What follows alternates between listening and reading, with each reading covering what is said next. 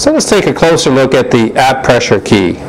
In this mode, pressure, pressure, at pressure doesn't work because we have no flow.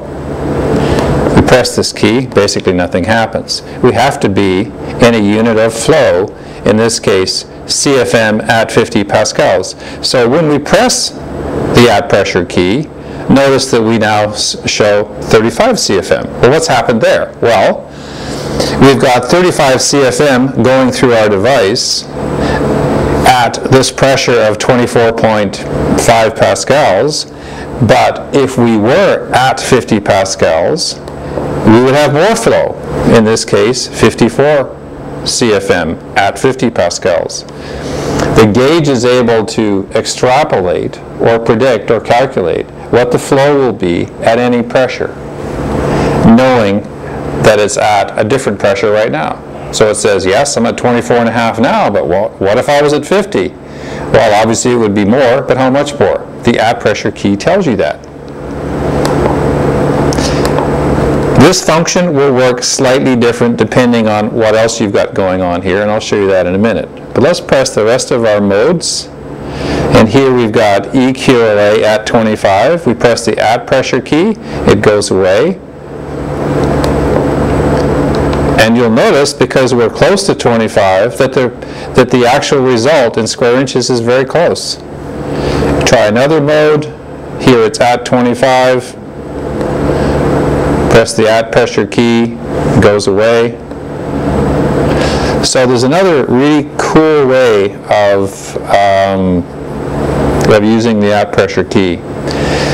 If we were to set the pressure using the set pressure key, for example, we were to go set pressure 21, let's say, enter.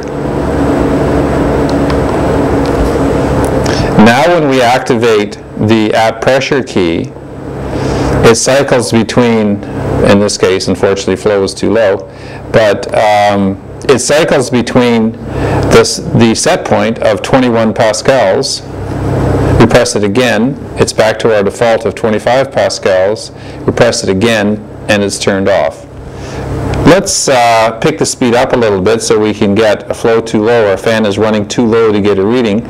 So we'll go set pressure 27, enter. Okay, now our fan is going to pick up in speed,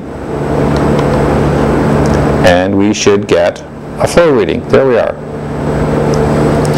So here we've got a flow reading that's 18 CFM.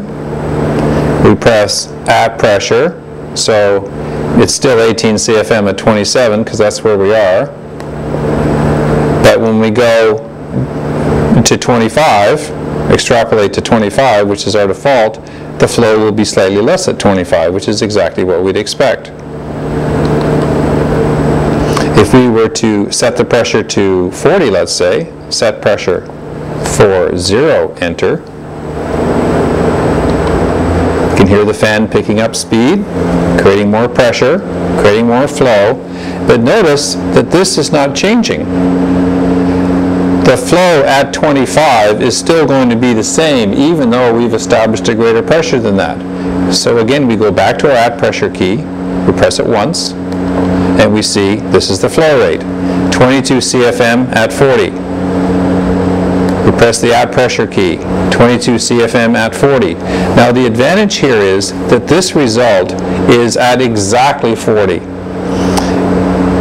The pressure we have on the screen is not exactly 40. It's fluctuating between 39.5 and 40.5. So if we want to get a really exact reading, we can use the at pressure key to tell us what the result would be exactly at our test pressure.